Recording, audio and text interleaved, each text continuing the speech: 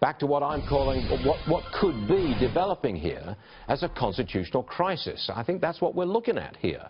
The FBI has new evidence in the investigation of Hillary. We don't know the specifics. We may not find out until after the vote, and that could be a problem. Governor Mike Huckabee is with us now.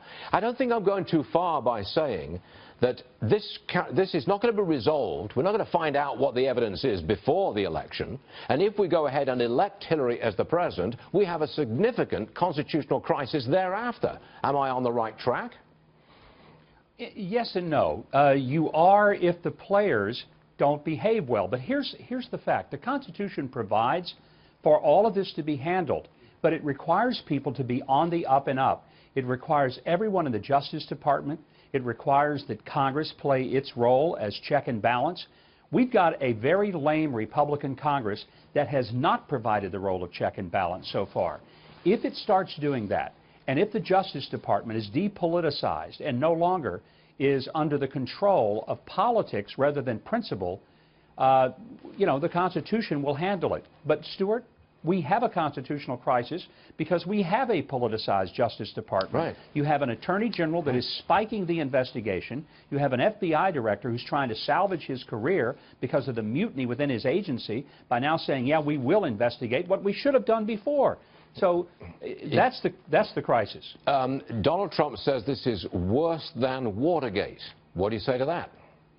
In many ways it is, because what we have here is not just an incident and the cover-up.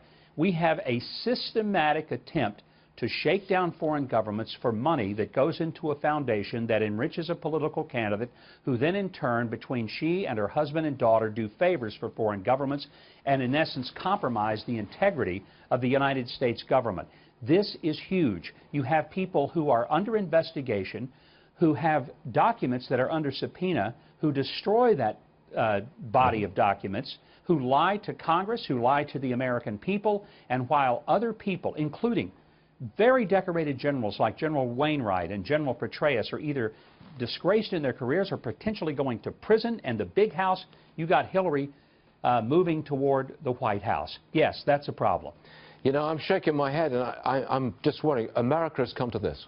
It has come to this. This is where our country is, 8 days before an election. To say one is shocked is irrelevant. The point is we're at that point where we're discussing this kind of thing on a financial program on a Monday morning. I find it astonishing. I really do. Well, it is astonishing, but again, the reason it is because we have players who aren't playing their role correctly. When everybody lives under the same rule of law and there's equal protection, and the guy who pushes a broom on a concrete floor has the same protection of justice as does a candidate for the presidency, America is a magnificent, amazing country. But yes, when there is a double standard, and sometimes I think it's fair to say that, if Hillary and her cronies didn't have double standards, they wouldn't have any standards at all.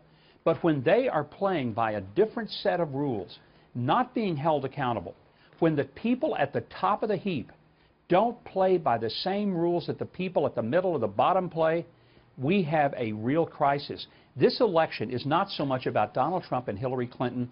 It's about whether or not we're going to preserve this great republic and the integrity of our constitutional process and equality under the law. Well said, Governor Huckabee, and thanks very much for being with us, sir. I appreciate it. Thank you.